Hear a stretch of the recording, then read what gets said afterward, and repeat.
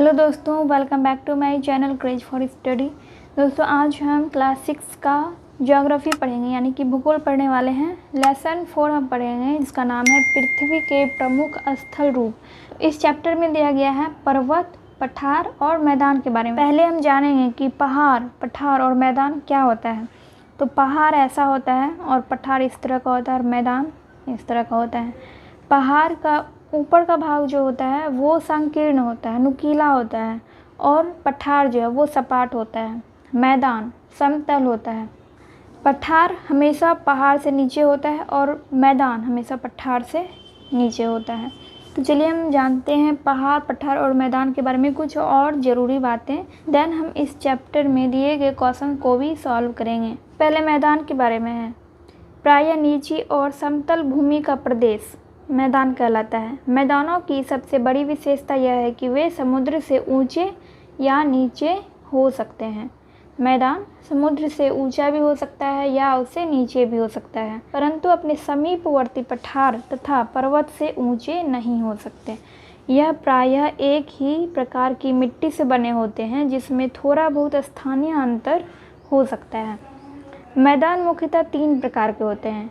एक है अपर्दन मूलक मैदान। वे मैदान जिनकी रचना में अपर्दन की क्रिया का प्रमुख हाथ रहता है अपर्दन मूलक मैदान कहते हैं, जैसे फिनलैंड का मैदान, उत्तर यूरोप तथा कनाडा के पूर्वी क्षेत्र का मैदान।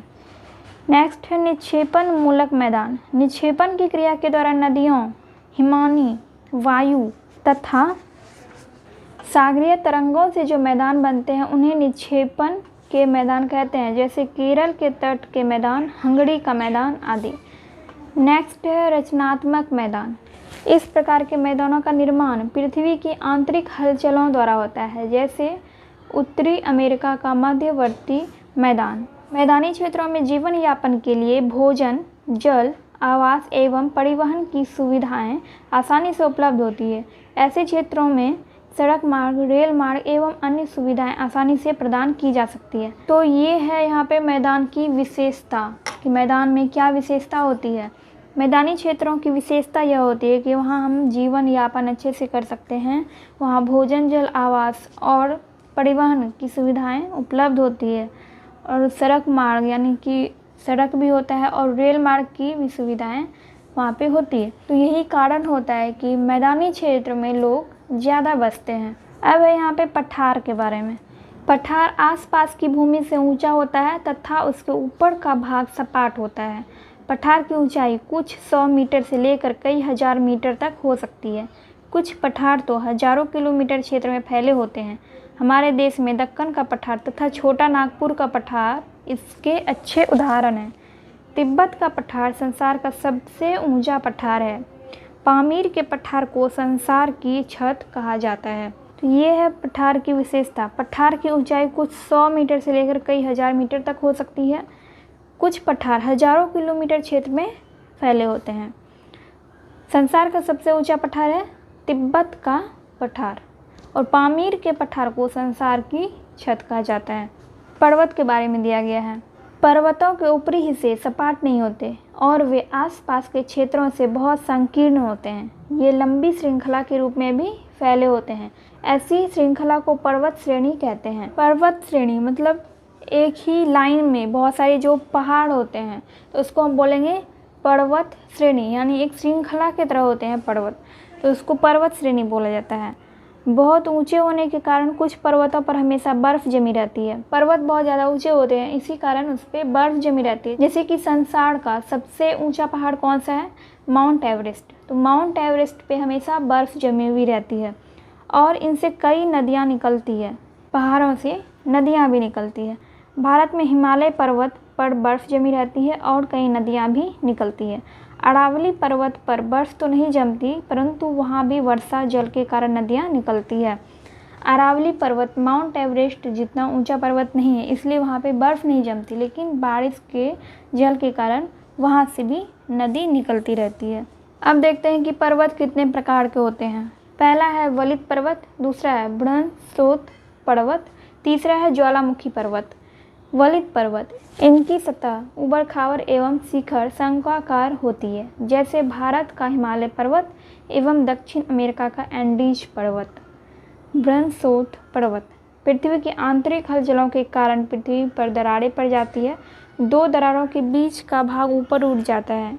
इस ऊंचे उठे भाग को ब्रंसोट पर्वत कहा जाता है। भारत का सतपुड़ा पर्वत इसका उदाहरण है। पृथ्वी के आंतरिक हलचलों के कारण यानी कि भूकंप के कारण पृथ्वी में दरारें पड़ जाती है और 2 दरारों के बीच का भाग जब ऊपर उठ जाता है तो उससे भी एक पर्वत बनता है, तो उसको ब्रंसोट पर्वत कहते हैं। ज्वालामुखी पर्वत। ज्वालामुखी से निकले लावा एवं अन्य पदार्थों के ठंडा होकर जम जाने से जिन पर्वतों का निर्माण होता है उसे ज्वालामुखी पर्वत कहते हैं। इटली का विसुवियस पर्वत इसका उदाहरण है। भारत के अंडमान निकोबार के बैरन आइलैंड में सक्रिय ज्वालामुखी पर्वत पाए जाते हैं। कम ऊंचाई के पर्वतों को पहाड़ी कहा जाता है। भारत के अंडमान निकोबार के बैरन आइलैंड में सक्रिय ज्वालामुखी पर्वत पाए जाते हैं, यानी कि वो पहाड़ जो है वो भी ज्वालामुखी से ही बना है, लेकिन वो ज्वालामुखी अभी तक ठंडा नहीं हुआ है, तो इसीलिए उसको सक्रिय ज्वालामुखी पर्वत बोला जाता है। और जो पर्वत ज्वालामुखी की ठंडा होने के बाद बना है उसको ज्वालामुखी पर्वत बोलते हैं। जो कम ऊंचाई के पर्वत होते हैं, जो कम ऊंचा होता है पर्वत, उसको पहाड़ी बोला जाता है। अब मैदान, पठारों और पहाड़ों के बदलते चेहरे। मैदान, पठार और पहाड़ ये सभी बदलते जा रहे हैं और इसका एक मुख्य कारण है प्रदूषण और बढ़ती जनसंख्या। तो इन्हीं कारणों से मैदानों का भी स्वरूप बदल रहा है, पठारों और पहाड़ों का भी स्वरूप बदल रहा है। मैदान, पठार और पहाड़ पहले जैसे नहीं रह गए हैं। बढ़ती जनसंख्या के लिए भोजन, वस्त्र, आवास की ज़रूरतें बढ़ी है। पहाड़ों पर लोग बसने लगे हैं, पर्यटक पहुंचने लगे हैं, वनों को काटा जा रहा है, इससे वहाँ भी प्रदूषण बढ़ा है। सड़क निर्माण के लिए इन्हीं पठारों और पहाड़ों को काटा जा रहा है, जिससे ये विलुप्त होते जा रहे हैं।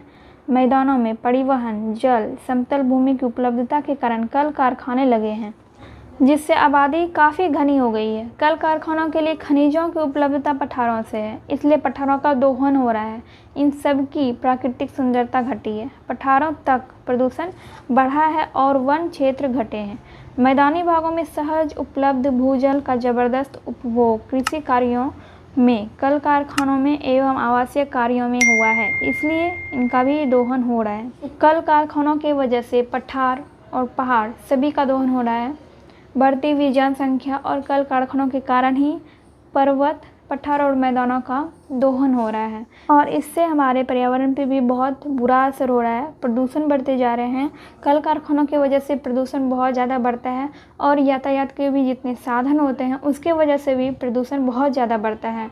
ध्वनि प्रदूषण, वायु प्रदूषण और इन सभी तरह का प्रदूषण जो है बढ़ते जा रहा है, जिसका मुख्य कारण है बढ़ती हुई जनसंख्या, बढ़ती हुई आबादी। यही वजह है कि इन क्षेत्रों में भूजल का स्तर गिरता जा रहा है, पानी की कमी होती जा रही है धीरे धीरे, जिससे जल संकट पैदा हो रहा है। आने वाले दिनों में भी हमें गिरते भूजल स्तर की समस्या का ज़बरदस्त सामना करना पड़ेगा।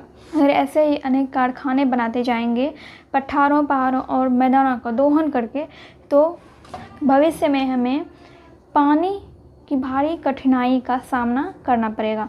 तो चलिए अब हम इस चैप्टर का क्वेश्चन बनाते हैं। पहला क्वेश्चन है सही विकल्प को चुनें। ऑब्जेक्टिव क्वेश्चन है। फर्स्ट क्वेश्चन है बिहार में सोन नदी किस तरह के क्षेत्र से होकर गुजरती है? तो इसका ऑप्शन क्या क्या है? पहाड़ी क्षेत्र, पठारी क्षेत्र, मैदानी क्षेत्र, रेगिस्तानी क्षेत्र। इसका आंसर हो जाएगा मैदानी क्षेत्र। वाल्मीकि नगर बिहार के किस क्षेत्र में अवस्थित है? वाल्मीकि नगर बिहार के पूर्वी क्षेत्र में स्थित है। धान की फसल के लिए उपयुक्त मिट्टी है चिकनी मिट्टी। पठार के ऊपर की सतह होती है सपाट। पर्वतों के कितने प्रकार होते हैं? तो पर्वतों के 3 प्रकार होते हैं। एक होता है वरीय पर्वत, दूसरा ब्रंसोट पर्वत और तीसरा ज्वालामुखी पर्वत। तो यहाँ पे आंसर हो जाएगा 3। खाली जगहों को भरें। बिहार का अधिकतर भाग डैश नदी के दोनों ओर मैदानी भाग के रूप में फैला है। इसमें आ जाएगा गंगा। बिहार का अधिकतर भाग गंगा नदी के दोनों ओर मैदानी भाग के रूप में फैला है। डैश को संसार का छत कहा जाता है। तो पामीर पठार को संसार का छत कहा जाता है। पहाड़ों की लंबी श्रृंखला को डैश श्रेणी कहते हैं। तो इसका आंसर हो जाएगा पर्वत। पहाड़ों की लंबी श्रृंखला को पर्वत श्रेणी कहा जाता है। शिमला और कश्मीर देश के प्रमुख डैश पर्यटन स्थल के उदाहरण हैं। शिमला और कश्मीर देश के प्रमुख केंद्र पर्यटन स्थल के उदाहरण हैं।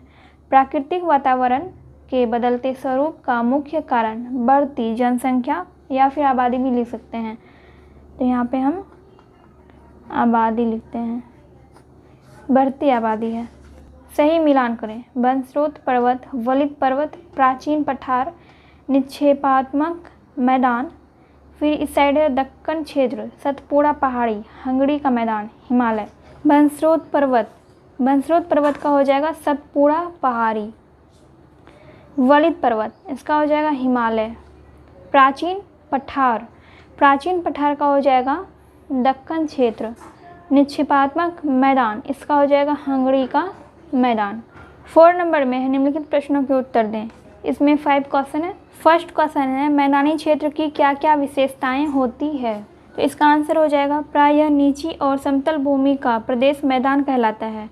मैदान की सबसे बड़ी विशेषता यह है कि वे समुद्र से ऊंचे या नीचे हो सकते हैं, परंतु अपने समीपवर्ती पठार और पर्वत से ऊंचे नहीं हो सकते।